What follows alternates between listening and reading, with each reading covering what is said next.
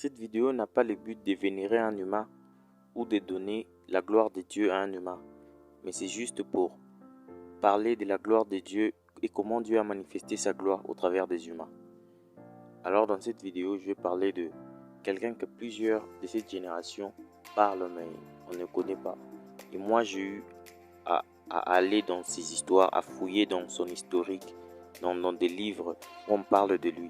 Je parle bien certainement de Haydn Abala Alexandre. L'homme de Dieu Alexandre Haydn Abala, né le 15 juin 1927. Il est né le 15 juin 1927 en RDC. Et il est mort le 1er mai 1997. Pratiquement 69 ans. Il est mort en Afrique du Sud. Et dans cette vidéo, je vais parler de quelques-uns de ses miracles, de sa vie et de son parcours. Alors allons-y. Dans sa vie personnelle, il a 9 enfants. Il a laissé 9 enfants, qui certains sont vivants et d'autres on ne sait absolument pas. Marié à une Ougandaise, lui il est congolais, mais il était marié à une Ougandaise, Madame Amvuko Abala. Comme son nom Haydn Abala, sa femme a eu le nom de Amvuko et on a rajouté les Abala. Alors, pour aller vite fait, on sait que les gens connaissent de lui. C'est que c'était un apôtre, un missionnaire qui, avant, il ne croyait pas vraiment au Seigneur Dieu. Il ne croyait pas au Seigneur Jésus. Il s'est demandé toujours, ces pasteurs-là qui volent les gens l'argent, comme aujourd'hui, c'est qu'on marche toujours, où on dit que les pasteurs volent de l'argent, les pasteurs font ceci et cela. Alors, c'est même pas notre sujet. Et lui, il débattait Marc 16, 17, le verset qui dit: mon nom vous chasserez les démons, vous imposerez les mains aux malades, et ils seront guéris, etc., etc. Il est débatté jusqu'à un jour où il a formé son petit groupe. Ils sont allés dans un croisade d'un homme de Dieu qui faisait des miracles. Et ils sont eux-mêmes allés chercher un aveugle parce qu'ils croyaient que à tous les coups, c'était toujours du vol, c'était toujours des faux miracles, des miracles organisés. Et lui, il a amené un aveugle qu'il connaît qu'il est aveugle. Et lui et ses amis, ils ont amené leur troupe. Et ils ont dit qu'aujourd'hui, si cet aveugle ne reprend pas les yeux ou la vue, aujourd'hui, cette église, on va mettre du boucan, on va détruire tout. Et c'est ce jour-là qu'il a cru au Seigneur Jésus-Christ. Ils étaient dans le croisade. Et à l'heure de prier pour le miracle, vous savez, les anciennes croisades, c'était on prêche, on peut prophétiser. Et à la fin, on appelle tous les malades et tous ceux qui ont des problèmes de santé ou que ce soit. Et eux, ils ont amené leur cas, la personne qui n'avait pas de yeux. Et subitement, ils ne savaient pas, l'homme de Dieu a prié pour leur aveugle. Et l'aveugle a vu par la puissance du Saint-Esprit. Et c'est depuis ces jours-là qu'il a cru en ces versets. Alors, pour parler de lui, quelques-uns de ses œuvres ses œuvres de puissance par la grâce de Jésus. Encore une fois, je n'essaye pas de parler de lui comme si lui est Dieu. Non. Alors, quelques-uns de ces miracles. Les premiers jours où lui il a parlé en langue, toute la salle a aussi parlé en langue immédiatement avec lui. Donc, comme on est là, quelqu'un commence rabababa et toute la salle commence à parler en langue rabababa. Donc, c'était incroyable. Et il était avec Osborne, T.L. Osborne. Je pense que plusieurs connaissent T.L. Osborne. Un grand révivaliste, un missionnaire comme lui. Haydn Abala allait dans plusieurs pays. Donc il n'était pas quelqu'un d'église fermée. Malgré qu'il avait l'église Fepakunza Memalamu au Congo, je vais d'ailleurs en parler. Mais le deuxième miracle que je peux parler, c'est que un jour, ils étaient en retraite. Donc, ils étaient tous en retraite. Et au moment de dormir après la prière, il dort. Il dort et un serpent. Vous connaissez les retraites au Congo, des fois, on part dans des montagnes. Souvent, c'est une montagne qui est à Kinshasa, là, qu'on appelle Mangengenge. Et ils sont à la montagne et ils dormaient. Un serpent est venu et le serpent l'a mordu.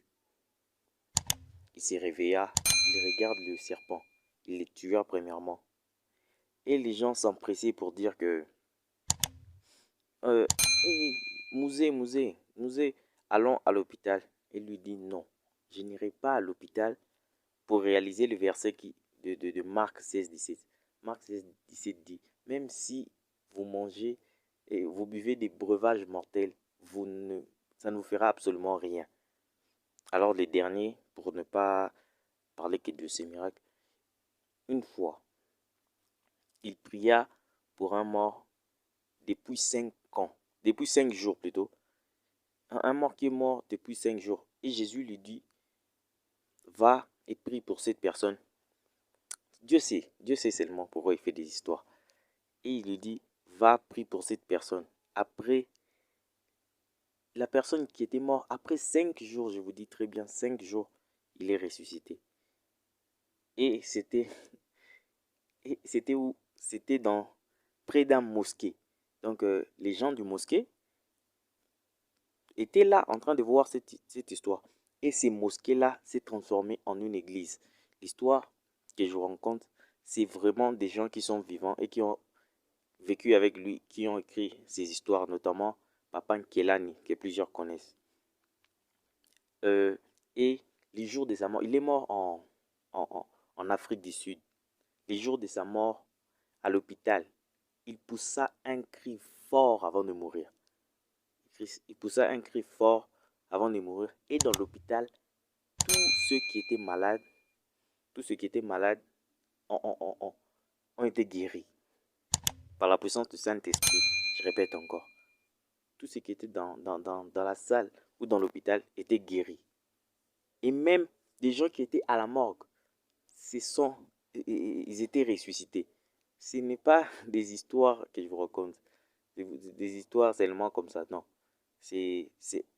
Plusieurs connaissent Heidi Nabala, c'est un revivaliste. Par la grâce de Dieu, il a vécu le mystère de la gloire de Jésus-Christ. Et les jours de son enterrement, pour finir, les jours de son enterrement, quelqu'un il est devenu pasteur aujourd'hui d'ailleurs. Le pasteur, je pense son nom c'est Danny, comme je l'ai lu là. Le pasteur Danny là, il était handicapé, faut dire. Et il attendait un croisade à venir pour qu'il aille dans le mouvement de prière et tout. Vu que lui, il croyait vraiment en son ministère. Et on lui dit qu'Heidi Nabal est mort. Et les jours de l'enterrement, il poussa des cris suivant son cercueil. Ah Seigneur, en disant, ah Seigneur, pourquoi tu as permis que cet homme de Dieu meure avant que je reprenne la force? Et quand il toucha seulement le cercueil, ses membres des pieds ont repris, ses membres des pieds ont repris la force. Et il a commencé à marcher. Et il est devenu pasteur. Et il croit à la puissance du Seigneur Jésus. Donc, je ne vais pas trop en parler. La vidéo a déjà pris en ce moment presque 9 minutes. Je ne fais pas souvent de longues vidéos. Mais si vous aimez bien les concepts, ne soyez pas insultant seulement sur les réseaux. Dire que tu donnes la gloire à un homme qui a la photo de Jésus au milieu de tout. On ne voit que Jésus. On peut le voir comme ça parce que c'est un Dieu, parce qu'il est l'image visible du Dieu invisible. Alors si nous faisons ce genre de vidéos, c'est pas pour donner la gloire à un homme. C'est que plusieurs peuvent entendre des témoignages comme ça et ça leur donne la force de suivre le Seigneur Jésus-Christ.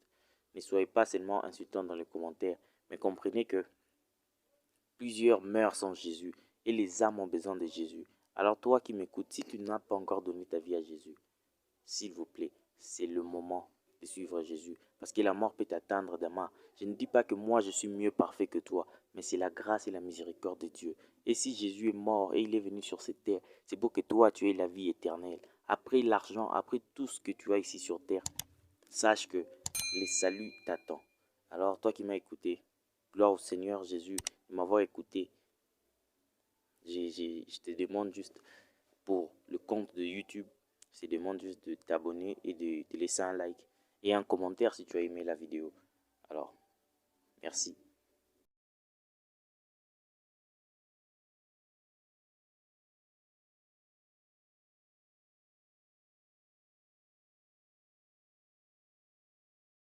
Si vous n'êtes toujours pas abonné à cette chaîne, abonnez-vous s'il vous plaît la famille.